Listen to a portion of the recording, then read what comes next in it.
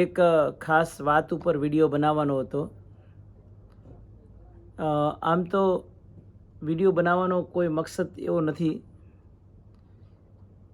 जय हिंद फ्रेंड्स, आज सब लोग के लिए एक ख़ास खबर देनी थी, इसके लिए मैं आपके सामने उपस्थित हुआ हूँ. यूँ तो यूट्यूब के अंदर जितने भी मैं वीडियोस डालता हूँ, कुछ खबरों के वीडियोस होते हैं, कोई जानकारी के वीडियो होते हैं. ये हर बार मैं हर अलग अलग तरह के वीडियो पोस्ट करते रहता हूँ. लेकिन अभी आज एक खबर आई है कि जो आपको एजेंट लोग जिस तरह से फंसाते हैं और वो बोलते हैं कि ये कंट्री का वीज़ा है और ये वीज़ा हम आपको भेज रहे हैं और आप 20,000 पहले दे दो और जब भी आपको यहाँ से जब जाने का होगा तभी आपको 1 लाख रुपया देना है. तो इसलिए मैं आप सबको आगाह करता हूँ और ख़ास नम्र निवेदन भी करता हूँ कि आप इस तरह से एजेंटों की चुंगाल में न फंसें. क्योंकि देखो फ्रेंड्स, यहाँ वहाँ से जो आपको वीज़ा भेजेंगे कोई भी लोग, चाहे कोई भी कंट्री का वीज़ा हो, तो वहाँ पे उसका स्पॉन्सर का नाम वहाँ पर ज़रूर रहेगा, उस स्पॉन्सर का टेलीफोन नंबर भी होगा, सब कुछ होगा, है ना. और ये जो वीज़ाएँ आपको भेज रहे हैं, ठीक है, वो एक कंप्यूटर के अंदर से एडिटिंग करके वीज़ा भेज रहे हैं, वो वीज़ा ओरिजिनल नहीं है. इसके लिए मेहरबानी करके ये एजेंटों के चक्कर में न फंसें और अपने आप को बचाएं. क्योंकि ये है ना, मैंने ये वीडियो में जो आपको बता रहा हूँ ना, जो मैं आपको कह रहा हूँ, ये मैं 25 बार भेज चुका हूँ, फिर भी लोग फंसते हैं.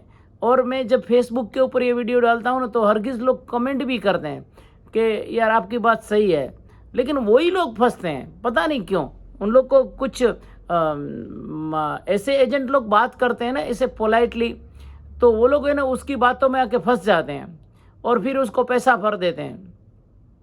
देखो, आपको कोई भी कंट्री में जाना हो तो उस कंट्री के पहले जितने भी कानून है, लॉ है, वो पढ़ो. अगर आपके कोई दोस्त वहाँ पर है, आपका कोई जान पहचान वाला है, तो उससे आप तहकीकात कराओ, पूरा इन्वेस्टिगेशन करो. उसके बाद उसका जो कौन आपको वीज़ा भेज रहा है, उसके लिए उस कंपनी है क्या है, तो आपके पास इंटरनेट है, सब कुछ है, आप पूरा डिटेल चेक करो ना, किस जगह पे कंपनी का लोकेशन है, कौन कंपनी आपको बुला रही है ना, उसकी क्रेडिट इमेज क्या है, सब कुछ चेक करो. ऐसे ही आपको किसी एजेंट ने बोल दिया और 25-50 हज़ार और लाख रुपया आपने भेज दिया, कोई अमेरिका जाने के लिए, कोई कनाडा जाने के लिए, कोई दुबई जाने के लिए, कोई लंदन जाने के लिए, है ना.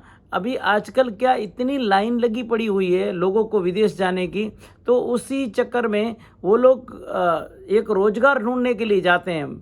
लेकिन ये लोग एजेंट लोग का तो कोई धर्म नहीं है ना, वो आपको फंसाने की कोशिश करेंगे वो, है ना. तो इस तरह से मेहरबानी करके मैं आपके लिए बोल रहा हूँ कि आप इस तरह से एजेंट के चक्कर में ना फंसें और पूरा इन्वेस्टिगेशन करें और फिर आप पैसा भरें. और दूसरी बात यह है कि अगर आपको कोई भी बंदा अगर आपको वीज़ा भेजता है, तो उसको आप बोलना कि आप वीज़ा भेज दो, टिकट भी भेज दो, ठीक है ना.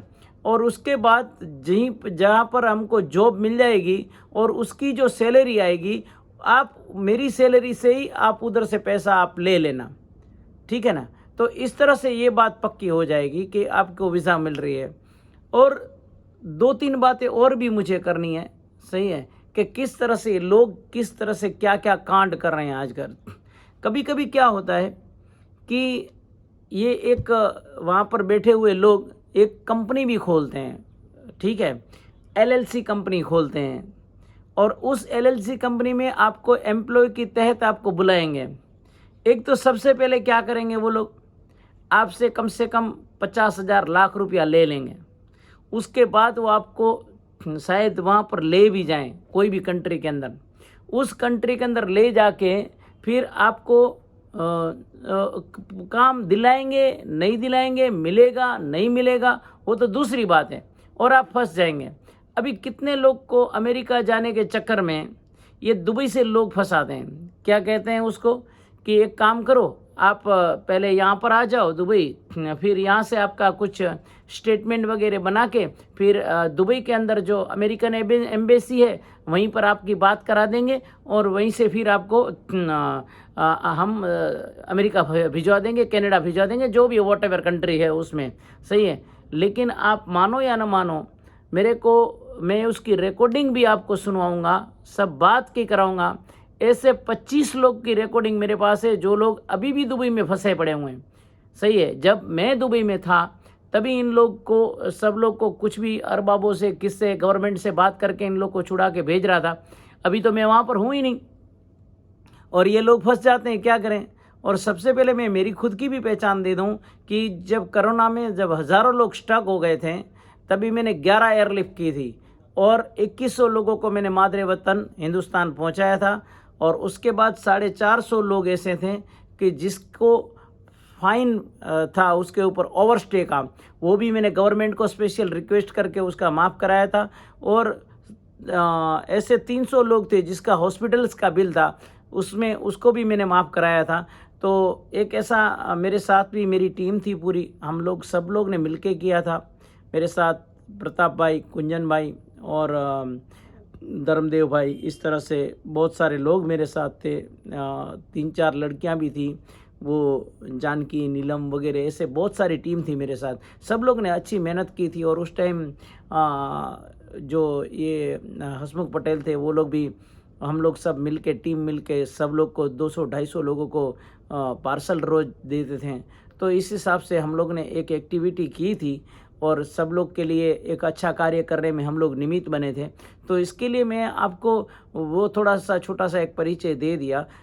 लेकिन मैं बात ये करता हूँ कि आप है ना एजेंट के चक्कर में ना पड़े और इस तरह से अपने पैसे न गंवाएं, है ना। जागृत हो और ऐसे ही विदेश जाने के चक्करों में ये जो आप जिस तरह से ये इतनी एम्बेसी में, अभी अमेरिका की एजेंसी एम्बेसी के पास एक लड़के को पूछ रहा था, वो बोल रहा था कि 3.5 किलोमीटर तक की लाइन होती है, उसमें से कितनी मुंबई है तो उसके अंदर उसकी 42 खिड़कियां हैं, विंडो है 42 विंडोज़। हैदराबाद और उधर 92 विंडोज़ हैं। और आप इतने पेपर्स बनाते हो, सब कुछ करते हो और फिर आप जब इंटरव्यू देने जाते हो तो वो आपको सवाल खाली 2 करते हैं। उस सवाल में अगर आप उसको वीज़ा देना है तो आपको दे देंगे, नहीं तो फ्लॉप कर देंगे, है ना। तो उसी चक्कर में भी एजेंट लोग 20-50 हज़ार रुपया खाते हैं। और ये एम्बेसी भी एक आदमी का सोचो 20,000 के हिसाब से चार्ज करती है। उस 20,000 में समझ लो कि 10 लाख लोग अगर एप्लीकेशन डालेंगे और उसमें से मुश्किल से 10 या 15 लोग को वो लोग वीज़ा देंगे, तो एम्बेसी लोग भी कितने कमाती है। अमेरिका की एम्बेसी आप बिलीव नहीं करोगे कि कितना करोड़ रुपया कमाती है ना। आज भारत के अंदर से अमेरिका जाने वालों की लाइन कितनी बड़ी है। इस तरह से ये जो एक चल रहा है कार्य विदेश जाने का और वहाँ पर जाने का, और फिर वहाँ से एजेंट लोग फंसा देते हैं, है ना। तो और दूसरी बात एक मैं आपको ये बता देता हूँ कि आपके खुद के ही लोग आपको फंसाएंगे।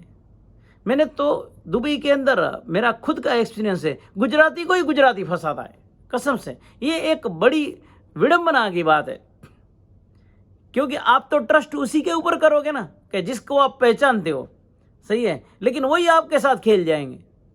तो ये बड़ी दिक्कत है। इसके लिए मैं आपको हाथ जोड़ के रिक्वेस्ट कर रहा हूँ कि आप एजेंटों के चुंगाल में न फंसें, है ना।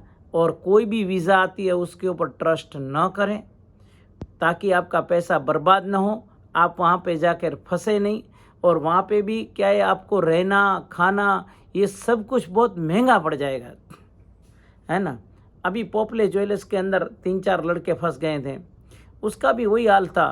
न तो उसको सैलरी मिलती है, ना उसको कोई रहना देता है, ना उसको खाना देता है। फिर भारत का गुजरात जैसा कोई स्टेट रहेगा तो उसके अंदर उसको खाना रहना सब मिल जाएगा, उधर उसको खाना रहना कौन देगा, आप सोचो।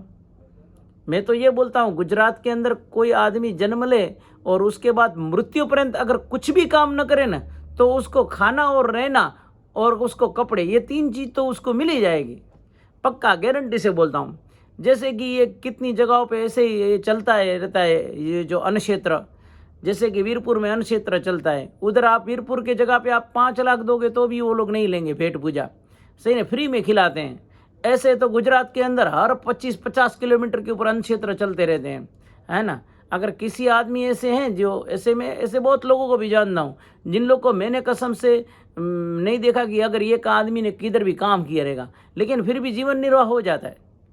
तो ये गुजरात देश की महानता है, उसमें भी सौराष्ट्र और कच्छ, उसकी बात तो कुछ और है। तो कहने का मतलब ये है कि ऐसी जगहों पे अगर आपका गुजरात जीवन निर्वाह हो जाता है, लेकिन विदेशों के अंदर जाके अगर जो लोग फंस जाते हैं और उसके जो आंसू मैंने देखे हैं, उनकी जो तस्वीर देखी है और उन लोग के साथ जो मैं मिला हूँ, तो ये बहुत ही दुखदायक है। इसके लिए मेरी खास रिक्वेस्ट है कि आप कोई भी एजेंडों के चक्कर में न फंस के अच्छे से प्रोफेशनल तरीके से कंपनी का इन्वेस्टिगेशन तहकीकात करते जाए, इसके लिए आप फंसे नहीं। जय हिंद।